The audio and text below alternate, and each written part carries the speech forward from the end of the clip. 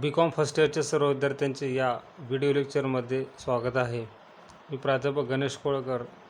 आज आपण जो आपला बिझनेस मॅथमॅटिक्स अँड स्टॅटिस्टिक्स नावाचा विषय आहे त्याच्यातील मॅट्रिसेस अँड डिटर्मिनंट्स हे जे चॅप्टर आहे ते आपण बघणार आहोत. त्याला मराठीत सारणी आणि सारणिक असं म्हटले जाते. त्या ठिकाणी बघा की इंट्रोडक्शनमध्ये इंग्रजी गणितज्ञ आर्थर केले यांनी 1858मध्ये सारणी पद्धतीची मांडणी केली आहे. संख्यात्मक माहिती एकत्रित दर्शवण्यासाठी सारणीचा वापर केला जातो. अर्थशास्त्र, संख्याशास्त्र व संगणक, व्यापार, व्यावसायिक निर्णय घेण्यासाठी सारणी सिद्धांत खूप उपयोगी ठरतात. त्याची व्याख्या आहे a rectangular arrangement at m.n. number in m means rows and n columns is called a matrix of order m by n written as m into n. मॅट्रिया म्हणजेच m, n संख्यांच्या आयताकृती किंवा चौरसाकृती m स्तंभ आणि n पंक्ती रोज आणि columns मध्ये मांडणी म्हणजेच सारणी होय. ओके, ते बघा अशा प्रकारच्या संख्येची मांडणी. आता हा जे कंस आहे और हे वेगळं अशा प्रकारे हे डिटर्मिनंट्स हे लक्षात घ्यावे लागते आपल्याला त्याची मांडणी करत असताना. म्हणजे नेमके मॅट्रिसेस हा जो चॅप्टर आहे याच्यामध्ये आपल्याला बघायचं की एक्झॅक्टली रोज आणि columns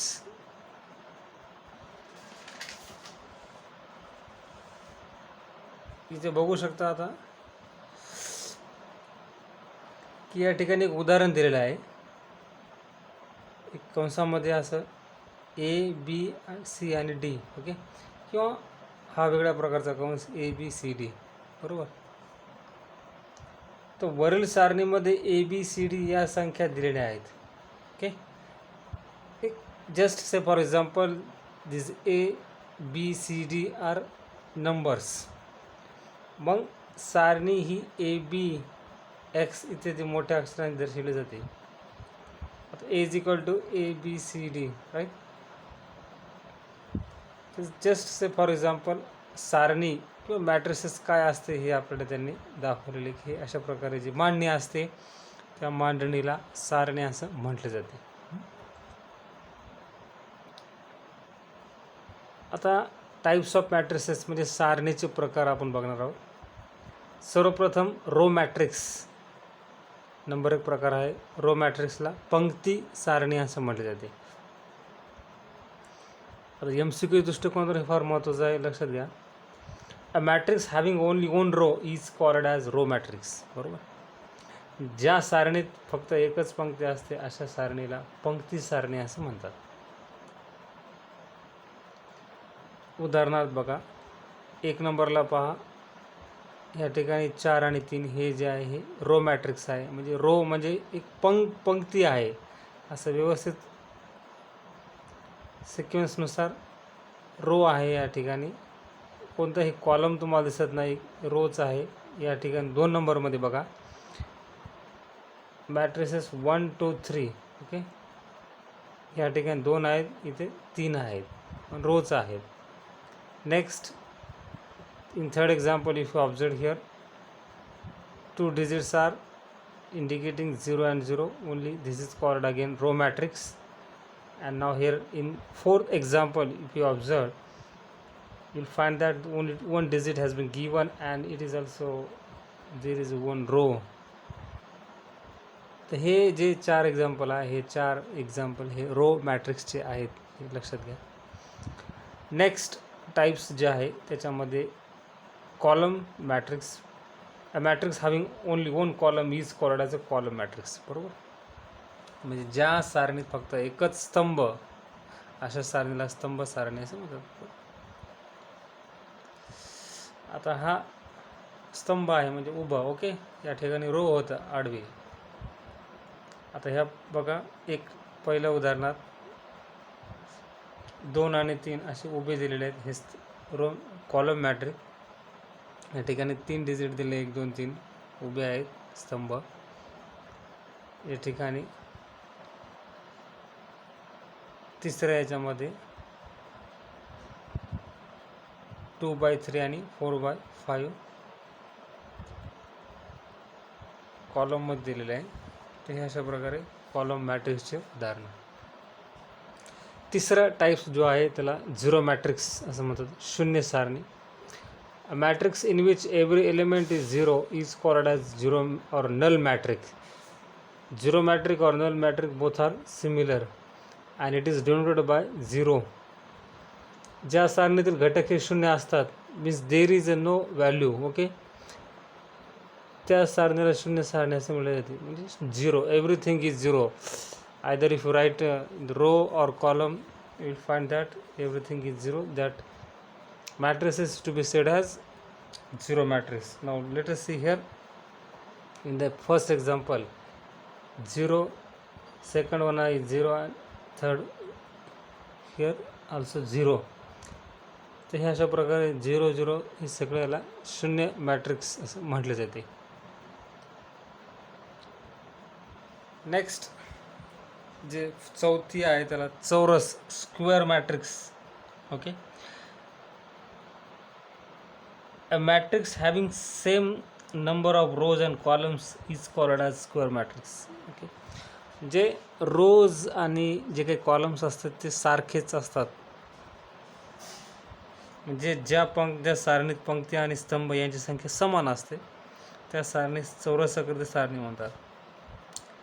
The order of the square matrix is of the form n into n, which will be referred as a matrix at order x. Okay,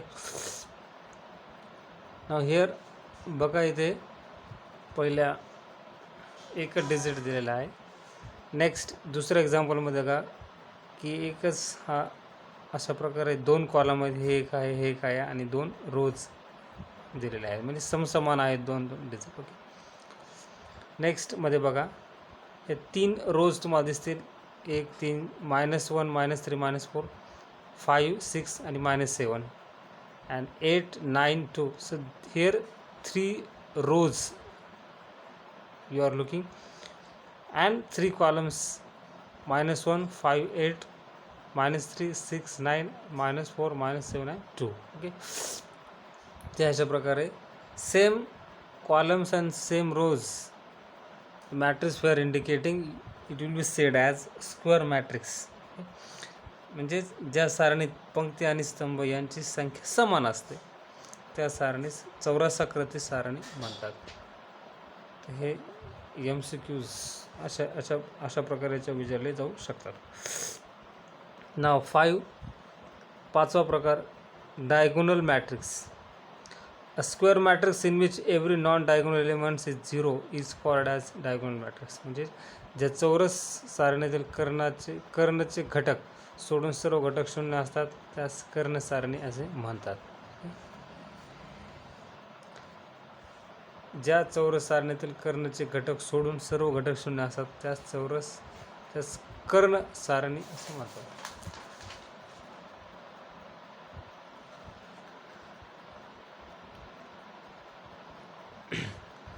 आता याच्यामध्ये बघा सेकंड एक्झाम्पल, हे जे कोपऱ्यातले कर्ण असतात हे सोडून बाकी शून्य असतात, हे शून्य हे शून्य, हे डायगोनल मॅट्रिक्स म्हणतात. ओके, तसंच ह्या ठिकाणी येऊन बघा. नेक्स्ट स्कॅलर मॅट्रिक्स, त्याला एकरेषीय सारणी असं म्हणतात.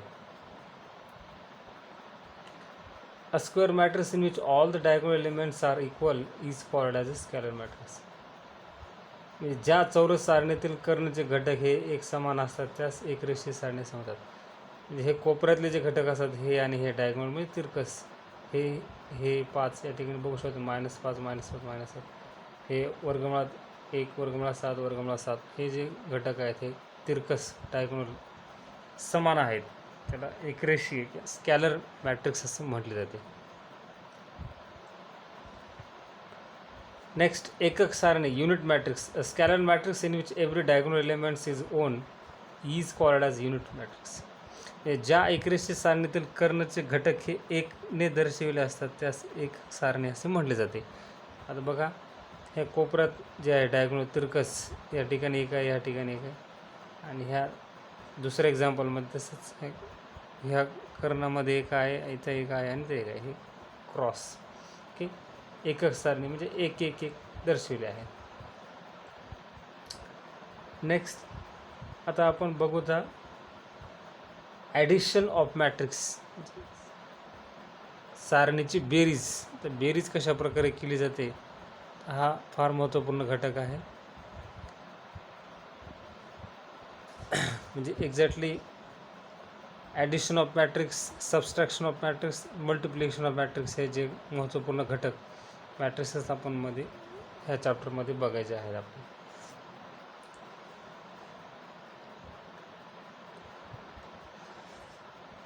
फॉर एक्झाम्पल या ठिकाणी बघा त्यांनी दिलेलं आहे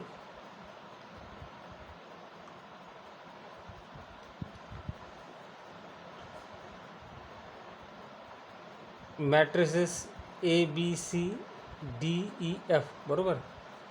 लक्ष घ्या, बेरीज शिकत आहोत आपण, सारण्यांची बेरीज. त्यासाठी एक्झाम्पल दिलेलं आहे. हे जे कंसाला म्हणजे मॅट्रिसेस ABCDEF प्लस, हे प्लसचं चिन्ह, दुसरं मॅट्रिक्स XYZ PQR, बरोबर. से फॉर एक्झाम्पल म्हणजे हे डिजिट आहेत.